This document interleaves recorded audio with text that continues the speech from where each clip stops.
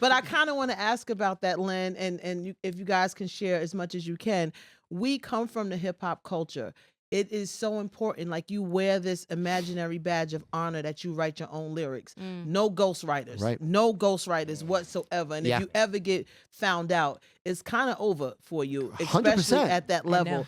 So what were your nerves like coming to Well, Nas, a Busta, a Lauren, all of these amazing MCs, you know, in the culture? There's nothing more stressful than writing lyrics for writers, for other brilliant writers. And that's essentially what we were doing for all our MCs. And we had to get them to have the perspective shift of, this is not your verse. I'm not ghostwriting you. You're playing Manhattan. Right. You're playing Brooklyn. You're playing a role. Right. Because otherwise, it's a non-starter.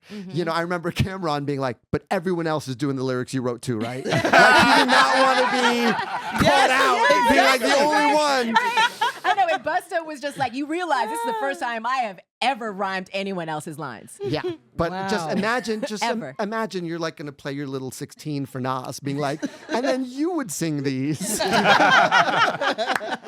I was, you know, maybe the most nervous I've ever been in my life was like in a car with Nas, like playing him the verse I wrote for him, and me doing like the temp vocals to play it for him. Did you do the antics too? Did you rap along? Did you perform for him? I'll tell you the opening metaphor though, because the opening metaphor is a Queen's metaphor, and it's a chess metaphor.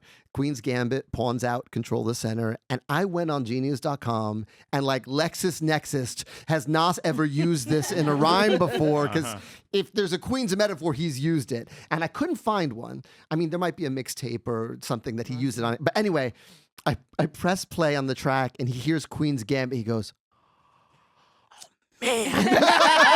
Like he found the one I never used. So I felt very proud of that. I felt proud to surprise Nas.